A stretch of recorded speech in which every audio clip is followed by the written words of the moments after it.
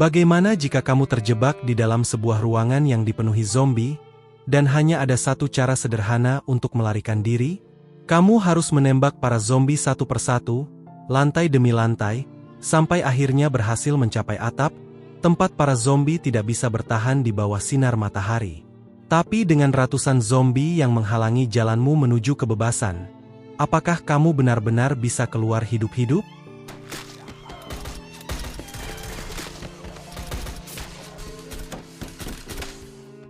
Cerita dimulai di masa saat virus mematikan telah mengubah hampir seluruh umat manusia menjadi zombie, dan para zombie itu telah menguasai seluruh dunia. Kita lalu diperkenalkan pada seorang pria bernama Tony. Tony sedang mencari satu zombie tertentu, zombie yang telah membunuh istrinya tepat di depan matanya. Tony berhenti di sebuah pom bensin dan mulai memeriksa tempat itu, berharap menemukan zombie tersebut. Tiba-tiba, ia melihat satu zombie bersembunyi di dalam kulkas. Ia mengunci zombie itu di dalam, lalu menyeret kulkas tersebut dengan mobilnya ke bawah sinar matahari. Setelah itu, Tony menembak kulkas itu hingga pintunya jebol. Begitu zombie itu keluar, ia langsung menjerit kesakitan karena sinar matahari yang terik membakar tubuhnya. Disinilah kita tahu bahwa zombie-zombie ini ternyata mirip seperti vampir. Mereka aktif di malam hari dan mati jika terkena sinar matahari. Tony kemudian mengemudi menuju kota dan tertidur di dalam mobilnya. Dalam mimpinya, ia melihat istrinya dan berjanji tidak akan berhenti sampai ia berhasil membalas dendam. Ketika terbangun, ia mulai mencari lebih banyak zombie. Seluruh kota tampak sepi dan sunyi. Setelah beberapa saat, ia melihat sebuah gedung dan masuk ke dalamnya untuk mencari perbekalan. Ia bergerak sangat hati-hati, memastikan tidak ada zombie yang tiba-tiba menyerangnya. Tiba-tiba, seekor zombie muncul di depannya, dan Tony menembaknya, tapi ternyata zombie itu sudah mati. Sayangnya, suara tembakan itu menarik perhatian zombie-zombie lain, dan mereka mulai mendatanginya dari segala arah. Entah bagaimana, Tony berhasil membunuh mereka semua. Untungnya tidak banyak zombie di sekitar situ karena saat itu siang hari, jadi area tersebut relatif aman. Ia lalu naik ke atap gedung untuk beristirahat. Saat berada di sana, ia mendengar suara mobil di dekatnya. Penasaran, ia pergi memeriksanya. Ia melihat seorang wanita yang tampak gila duduk di tengah jalan sambil menggendong bayi. Sebuah mobil berisi 4 orang berhenti di dekatnya, dan salah satu dari mereka turun untuk membantu, tapi tiba-tiba, seseorang menembak kepalanya. Ternyata itu adalah jebakan yang dipasang oleh sebuah geng. Baku tembak sengit pun terjadi antara geng tersebut dan orang-orang di dalam mobil. Tony menyaksikan semuanya, lalu mengambil senjatanya dan ikut turun tangan. Pada akhirnya, geng itu membunuh 2 dari mereka, dan hanya seorang gadis yang selamat. Namanya Sam. Karena tidak punya pilihan lain, Sam menyerah agar tidak terluka. Tapi pemimpin geng itu mulai melecehkannya. Saat itulah Tony datang dan mulai menghabisi anggota geng satu persatu. Meski sendirian, ia berhasil mengalahkan mereka semua. Ia melukai sang pemimpin geng dan bertanya soal wanita gila tadi. Sang pemimpin mengungkap bahwa namanya Annabelle. Ia mengalami gangguan jiwa, dan bayi yang digendongnya hanyalah boneka plastik. Anaknya yang asli telah meninggal, dan trauma itulah yang membuatnya kehilangan akal sehat. Ia juga mengakui bahwa mereka menjadikan Annabelle sebagai umpan untuk jebakan mereka. Tony meninggalkan sang pemimpin geng itu sekarat dan pergi begitu saja. Kemudian, Sam berbicara dengan Annabelle dan memberitahunya bahwa jika ia tetap di sini, zombie-zombie akan membunuhnya saat malam tiba. Sam mendesaknya untuk ikut bersama mereka. Annabelle setuju, dan keduanya pun menghampiri Tony. Sam meminta Tony untuk mengantar mereka ke tempat tinggalnya bersama kelompoknya. Sebagai imbalan, Tony meminta sesuatu. Sam berkata ia akan memberinya perbekalan dan amunisi, dan jika Tony mau, ia bahkan bisa tinggal bersama mereka. Mendengar itu, Tony setuju, dan mereka bertiga pun mulai berjalan menuju tempat tersebut. Di perjalanan, Sam menjelaskan bahwa mereka tinggal di sebuah penjara yang berada tepat di tengah kota. Tony menyadari bahwa jaraknya masih jauh. dan jika hari sudah gelap, akan sulit untuk sampai ke sana karena zombie menyebar kemana-mana saat malam. Ketika mereka akhirnya tiba di kota, hari sudah gelap, dan zombie mulai bermunculan dari segala penjuru. Sam menghubungi salah satu anggota kelompoknya, Ethan, yang bertugas memantau layar CCTV. Ia meminta Ethan untuk segera membuka gerbang, atau zombie akan membunuh mereka. Ethan segera memperingatkan semua orang dan memberitahu pemimpin kelompok, Frank, yang juga merupakan ayahnya. Semua orang mengambil senjata dan bersiap di gerbang. Saat Tony tiba di gerbang, ia menyuruh Sam dan Annabelle untuk merunduk sambil ia menembak untuk melindungi mereka, tapi sejumlah besar zombie mulai mengepungnya. Pada saat itu, tim Sam datang dan bergabung dengan Tony untuk melawan zombie-zombie tersebut. Namun, alih-alih berkurang, jumlah zombie justru terus bertambah. Ketika keadaan mulai tidak terkendali, mereka terpaksa mundur ke dalam penjara dan mulai menutup gerbang. Namun sebelum gerbang tertutup sepenuhnya, Tony melihat satu zombie istimewa, pemimpin dari seluruh zombie. Ia sadar, inilah zombie yang selama ini ia cari. Setelah berada di dalam, semua orang berkumpul dan bertanya kepada Sam kemana perginya anggota lain. Sam menjelaskan bahwa mereka diserang oleh sebuah geng, dan semua yang lain tewas. Ia mengatakan bahwa jika Tony tidak datang tepat waktu, mungkin ia juga tidak akan selamat. Tapi ada seorang pria bernama Dugan yang sama sekali tidak percaya pada Tony. Ia menuduh Tony sebagai bagian dari geng yang sama itu dan mengklaim bahwa Tony datang bersama Sam untuk menjarah perbekalan mereka. Dugan bersikeras bahwa ia sangat mengenal geng itu dan Tony tidak bisa dipercaya. Mendengar hal ini, semua orang mulai percaya pada cerita Dugan dan berbalik memusuhi Tony. Saat itulah Sam turun tangan dan mengatakan bahwa semua itu sebenarnya tidak penting sekarang. Ia mengungkapkan bahwa ia telah menemukan sebuah pesawat yang masih dalam kondisi berfungsi. Disinilah kita tahu bahwa Sam dan orang-orang yang tewas sebenarnya sedang keluar mencari pesawat tersebut. Mereka semua ingin melarikan diri dari sini dan menuju koloni utara, sebuah tempat yang hanya dihuni manusia, di mana kehidupan jauh lebih aman dan lebih baik.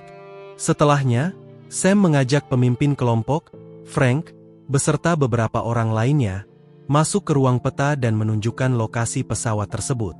Ada juga seorang pilot bersama mereka bernama Vince.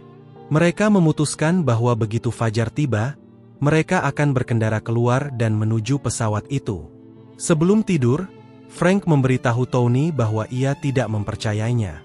Ia berkata Tony harus menyerahkan senjatanya atau tidur di tempat lain. Hal ini benar-benar membuat Tony kesal, dan ia menolak untuk menyerahkan senjatanya. Tapi Sam turun tangan dan membujuknya, mengatakan itu hanya untuk satu malam saja, dan besok ia akan mendapatkan kembali senjatanya. Entah bagaimana, Tony akhirnya setuju dan menyerahkan senjatanya. Ethan mengantar Tony ke sebuah sel tempat ia akan menghabiskan malam. Di perjalanan, Ethan memberitahu Tony bahwa ayahnya sebenarnya bukan orang jahat. Ia hanya sangat ketakutan karena zombie.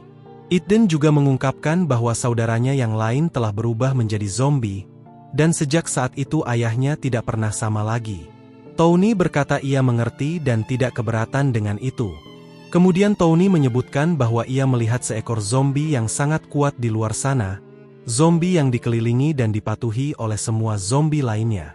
Terkejut, Ethan bertanya apakah ia melihat zombie Alpha. Ethan menjelaskan bahwa zombie itu sangat cerdas dan berbahaya, tidak seperti zombie manapun yang pernah ia lihat. Tony berkata ia pernah melihatnya sebelumnya, yang membuat Ethan bingung. Ethan tidak mengerti bagaimana zombie semacam itu bisa mengendalikan semua zombie lain dan membuat mereka menuruti perintahnya. Ketika Ethan bertanya di mana Tony melihat Alpha, Tony hanya mengabaikan pertanyaan itu. Tony masuk ke selnya dan tertidur. Namun seperti biasa, ia bermimpi tentang istrinya. Kali ini, mimpinya perlahan berubah menjadi mimpi buruk.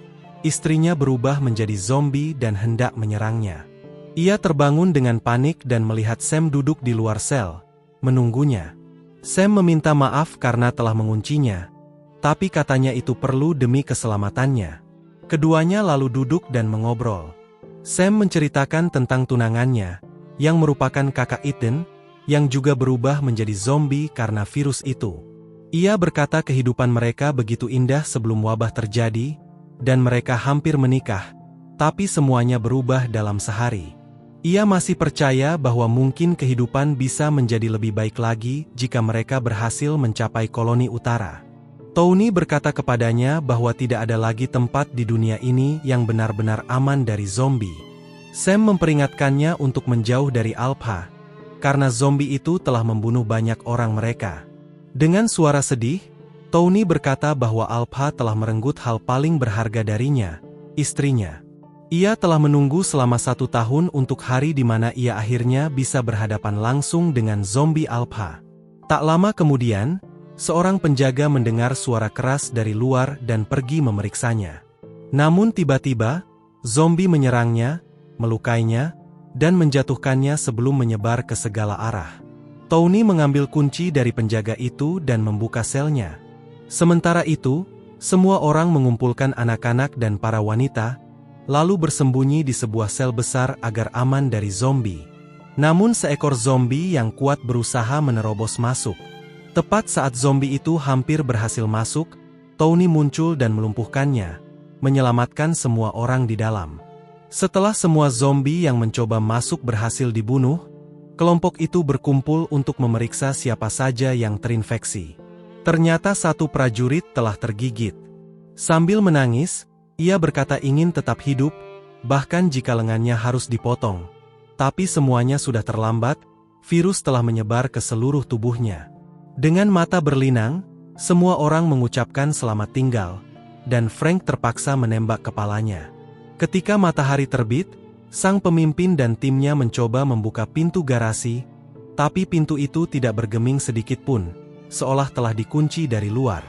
Ketika mereka keluar lewat gerbang utama, mereka terkejut melihat jalan menuju garasi telah diblokir dengan mobil-mobil tua. Menyadari bahwa ini pasti ulah Alpha dan pasukannya, mereka kembali berkumpul di dalam gedung untuk menyusun rencana baru. Sang pemimpin berkata bahwa satu-satunya cara untuk bertahan hidup sekarang adalah mencari kendaraan lain di kota. Tapi Tony bertanya di mana Alpha dan pasukannya bersembunyi di siang hari. Sang pemimpin menjelaskan bahwa mereka telah menguasai Hotel Pika sejak lama. Tapi ia memperingatkan Tony untuk menjauh dari Alpha. Tony menolak. Ia berkata mereka tidak bisa terus-menerus lari dari zombie. Ia akan mendatangi Alpha, masuk ke wilayahnya, dan akan membunuhnya. Ethan, anak sang pemimpin, menyukai rencana Tony dan memutuskan untuk ikut bersamanya. Beberapa orang lain juga maju karena Alpha telah merenggut sesuatu dari mereka juga, dan mereka ingin balas dendam. Tony, Ethan, dan sekelompok kecil orang pun bergerak menuju hotel tersebut. Frank memutuskan untuk tetap berada di atap guna memberi perlindungan, sementara Sam pergi bersama timnya untuk mencari kendaraan. Setibanya di hotel, Tony dan timnya menyelinap masuk diam-diam agar tidak membangunkan zombie. Mereka memeriksa setiap lantai dan setiap ruangan, hingga akhirnya tiba di sebuah aula besar di lantai bawah, dan apa yang mereka lihat membuat mereka tercengang. Sepasukan penuh zombie, semuanya tertidur di sana. John lalu menyusun sebuah rencana. Ia akan membawa bom dan bergerak ke sisi lain agar zombie-zombie itu tidak punya jalan untuk melarikan diri. Ini adalah langkah yang sangat berisiko, tapi ia mengumpulkan keberaniannya dan mulai bergerak menuju sisi lain. Menerobos masuk ke wilayah Alpha ternyata tidak mudah. Tiba-tiba, Alpha menyerang John dan menggigitnya. Dalam sekejap, seluruh zombie bangkit, seolah-olah mereka hidup kembali atas perintah. Karena kekacauan itu, Tony dan timnya tercerai-berai ke arah yang berbeda-beda. Di dalam hotel, pembantaian besar-besaran pun dimulai. Seorang pria bernama Chris terpisah dari kelompoknya dan berakhir terjebak di area gelap. Puluhan zombie menyerangnya, tapi meski sendirian, ia berhasil melumpuhkan banyak dari mereka. Meski begitu, ia tetap terinfeksi, dan virus mulai menyebar dengan cepat di tubuhnya. Saat semakin banyak zombie mendekat, Chris mencabut pin granat dan meledakkan dirinya sendiri, membawa serta gerombolan zombie bersamanya. Sementara itu, Tony memberitahu Eden bahwa mereka harus mencapai atap untuk memanfaatkan sinar matahari. Di setiap lantai, mereka bertemu banyak sekali zombie, bertarung sambil terus maju dan membunuh banyak zombie di sepanjang jalan. Entah bagaimana, mereka akhirnya berhasil mencapai atap. Di sana, Tony melihat Alpha. Zombie itu ternyata mengendalikan para zombie lain, mengirim mereka ke berbagai arah layaknya seorang komandan yang memimpin pasukannya. Panik, Eden bertanya, "Di mana talinya?" Tony memberitahu bahwa Max yang membawanya. Ia mencoba menghubungi Max lewat radio, tapi jawabannya sangat mengerikan. Max sudah diserang zombie. Entah bagaimana, Max berhasil membagikan lokasinya dan mendesak mereka untuk cepat sebelum semuanya terlambat. Tony menyusun rencana. Ia akan mengalihkan perhatian zombie sementara Eden turun untuk mengambil tali itu. Dengan mempertaruhkan nyawanya, Eden turun, mencapai lokasi Max, dan mengambil tali tersebut. Namun tiba-tiba, Max yang telah berubah menjadi zombie menyerangnya.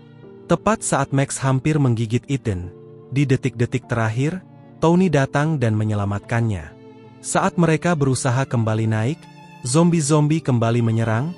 Tapi entah bagaimana, melawan segala kemungkinan, keduanya berhasil kembali ke atap. Tony berkata kepada Eden, "Kamu turun duluan lewat tali." Namun Eden kemudian menyadari ada bekas gigitan di tangannya, bekas gigitan dari zombie tadi. Melihat itu, ia berkata, "Aku tidak akan kemana-mana sekarang," sambil perlahan mulai berubah menjadi zombie. Tony sadar tidak ada waktu lagi. Tanpa berkata apa-apa, ia mengeluarkan senjatanya dan menembak Eden. Misi itu pun sudah gagal, Alpha masih hidup, dan kegelapan mulai menguasai segalanya. Tony menjatuhkan tali dan turun keluar dari hotel. Namun begitu kakinya menyentuh tanah, zombie-zombie langsung mengejarnya seolah telah menemukan mangsanya. Sementara itu, Sam menemukan sebuah kendaraan dan berhasil kembali ke penjara. Tapi tidak semua orang bisa muat di satu mobil itu. Setelah beberapa saat, Dugan membawa kendaraan lain, tapi masalahnya tetap belum terselesaikan. Ia mencoba membujuk pilot Finch, mengatakan, "Ayo kita pisah dari mereka. Kita berkendara ke pesawat dan kabur dari sana. Kita harus menyelamatkan diri kita sendiri." Tapi Finch menolak mentah-mentah. Kemudian seorang pria lain datang membawa sebuah bus. Semua orang bersorak gembira, mengira mereka semua akan selamat. Saat itulah, Tony datang berlari ke arah mereka dengan segerombolan zombie tepat di belakangnya. Mereka segera menembaki zombie-zombie itu. Alasan zombie bisa keluar di siang hari adalah karena langit tertutup awan, membuat sinar matahari melemah. Tony dan yang lainnya bergegas masuk ke dalam penjara, tapi zombie-zombie juga ikut menerobos masuk. Tony berusaha melindungi semua orang, dan entah bagaimana, mereka berhasil menutup pintu di belakang mereka. Pada saat itu, Frank muncul, marah besar pada Tony karena banyak orang telah tewas gara-gara dirinya, termasuk anaknya sendiri. Di luar, Dongji entah bagaimana berhasil bertahan hidup. Karena bertindak egois, ia mencoba melarikan diri dengan kendaraannya. Tapi tak lama, zombie mengepungnya. Menyadari tidak ada jalan keluar, ia memilih untuk mengakhiri hidupnya sendiri sebelum zombie sempat menyentuhnya. Di dalam penjara, pertempuran mencapai puncaknya. Zombie membanjiri masuk dari segala arah. Peluru mereka semakin menipis, tapi semua orang tetap bertarung dengan segenap kemampuan mereka. Meski begitu, jumlah zombie terlalu banyak, perlahan-lahan melumpuhkan mereka. Frank diserang oleh banyak zombie dan akhirnya tewas di tangan zombie Alpha. Di tengah kekacauan itu, Tony akhirnya berhadapan langsung dengan Alpha, tapi ia tidak sendirian. Seluruh pasukan zombie ikut bersamanya. Dengan satu perintah, para zombie menyerang Tony. Tapi Tony melawan dengan gigih, menumbangkan mereka satu persatu. Kemudian tibalah pertarungan puncak, Tony melawan Alpha. Namun Alpha sangatlah kuat. Tony sadar ia tidak bisa mengalahkannya secara langsung, jadi ia berlari menuju atap. Alpha mengejarnya dari belakang, dan tepat saat Alpha hendak menerkamnya, Tony mendorongnya ke bawah sinar matahari. Sinar matahari mulai membakar tubuh Alpha. Tubuhnya perlahan memanas seolah darahnya mendidih. Ia menjerit, meronta kesakitan, dan perlahan-lahan hangus menjadi abu. Tony menyaksikannya dalam diam. Setelah menunggu selama 1 tahun penuh, Alpha akhirnya mati, dan Tony berhasil membalaskan dendam istrinya. Ketika Tony menoleh ke arah bus, ia melihat semua orang selamat. Dengan matinya Alpha, separuh zombie melarikan diri, sementara sisanya hangus terbakar sinar matahari. Sam menghampiri Tony dan berkata, "Kamu sudah membalaskan dendammu. Sekarang, ikutlah bersama kami." Tony menjawab, "Saat kau pertama kali bertemu denganku, aku sendirian. Dan mungkin perjalanan ini adalah sesuatu yang harus kuselesaikan sendirian juga." Ia mengucapkan selamat tinggal kepada semua orang, lalu pergi sendirian, memulai misi untuk memusnahkan zombie dari seluruh dunia. Sebuah misi yang mungkin mustahil untuk diselesaikan. Tonton film ini tentang seorang pria yang memilih untuk tetap tinggal sendirian di kota yang dipenuhi zombie daripada bergabung dengan kamp pemerintah, tempat para penyintas mendapatkan perlindungan dan keamanan.